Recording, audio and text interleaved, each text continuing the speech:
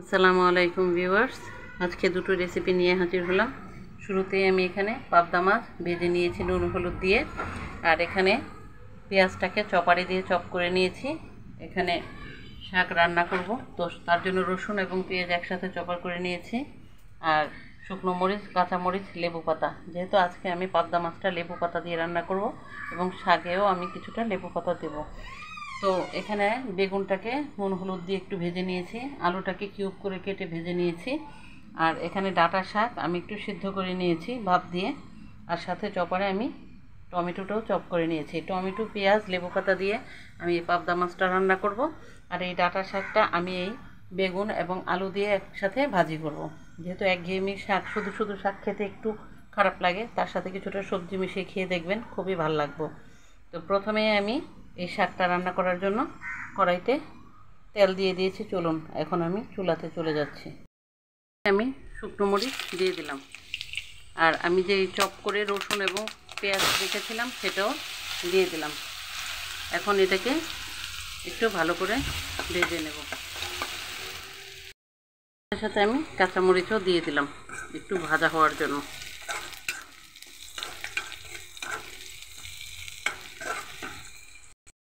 আমার এটা এখন ব্রাউন কালার হয়ে গেছে, এর থেকে আর বেশি ব্রাউন করব না। এখন শুরুতে আমি ডাঁটা শাকটা দিয়ে দিলাম।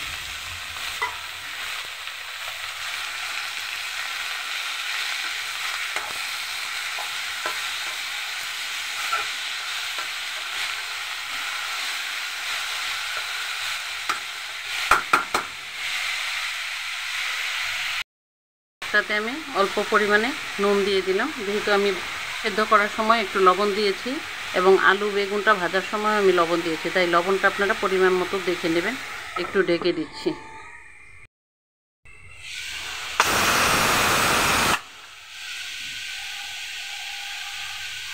শাকটা আমার ভাজা ভাজা হয়ে গেছে। তো আপনারা চাইলে এখানে একটু চিনি ব্যবহার করতে পারেন খাবারের স্বাদ ভালো করার জন্য, তবে যাদের চিনি পছন্দ না তারা স্কিপ করে যাবেন। এখন আমার এই শাকটা ভাজা ভাজা হয়ে গেছে, আমি এখন এখানে সেই ভেজে রাখা বেগুন এবং আলুটা দিয়ে দেব।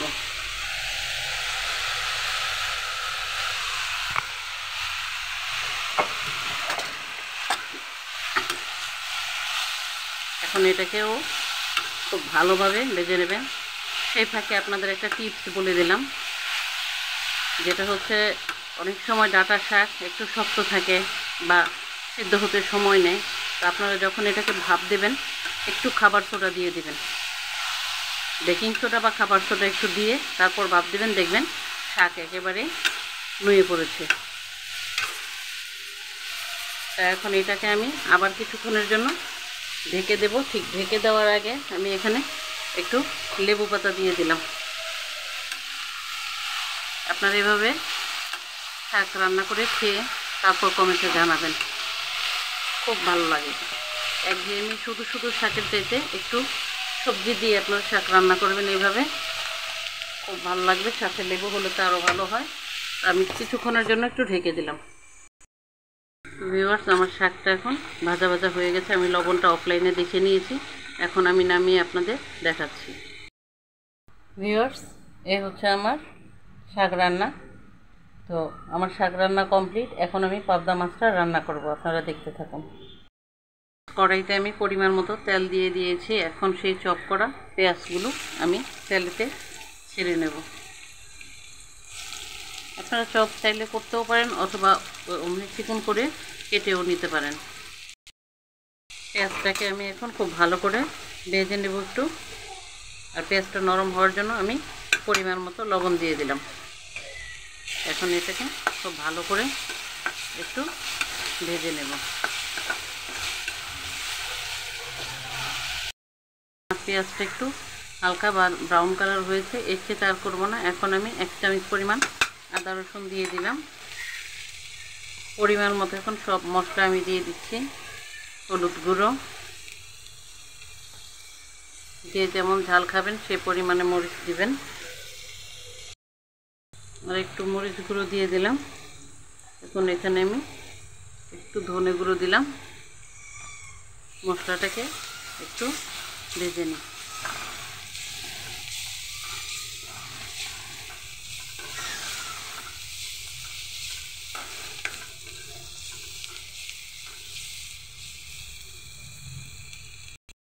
আমার মশলাটা ভাজা হয়ে গেছে, এখন সেই চপ করা টমেটোটা দিয়ে দিলাম। এখন এটাকে আমি আরেকটু ভালো করে কষিয়ে নেব। বাটি ধোয়া পানিটা এখানে দিয়ে দিলাম মশলাটা কষানোর জন্য। আর এখানে আমি অল্প একটু জিরের গুঁড়ো দিয়ে দেব। যেহেতু আমার হাতের কাছে ধনিয়া পাতা নাই, আপনারা এখানে জিরা ইউজ করতে পারেন। আমার মশলাটা কষানো হোক, তারপর দেখাচ্ছি। মশলা আমার কষানো হয়ে গেছে, এই যে দেখুন তেল ছেড়ে দিয়েছে মশলাতে। এখন আমি এখানে পরিমাণ মতো একটু ঝোল দিয়ে দেব।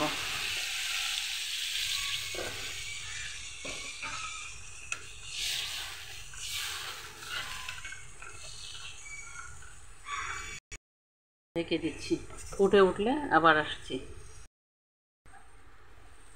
ভিউয়ার্স, আমার এই মাছের ঝোলটা অনেকক্ষণ ধরে ফুটছে, তো আমি অফলাইনে লবণটা চেখে নিয়েছি।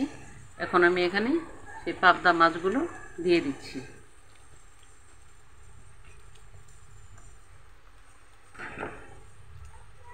যেহেতু আমি এক হাতে ভিডিও করি, একটু ভুল ত্রুটি হতেই পারে, ক্ষমা সুন্দর দৃষ্টিতে দেখবেন।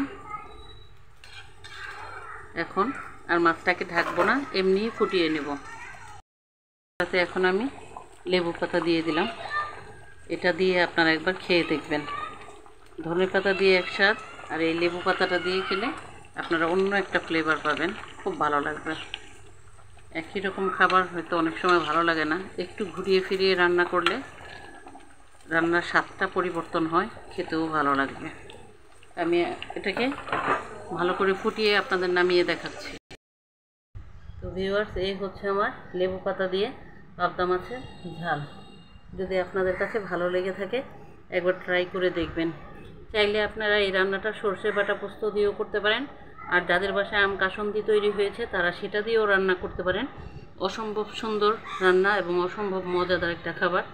তো আমার আজকের এই দুটো রান্না আপনাদের কেমন লাগলো জানাবেন। ভালো লাগলে লাইক, কমেন্ট, শেয়ার এবং আমার চ্যানেলকে সাবস্ক্রাইব এবং ফলো দিয়ে আমার পাশে থাকবেন। নতুন নতুন মেনু নিয়ে আবারও হাজির হব, রেসিপি নিয়ে হাজির হব।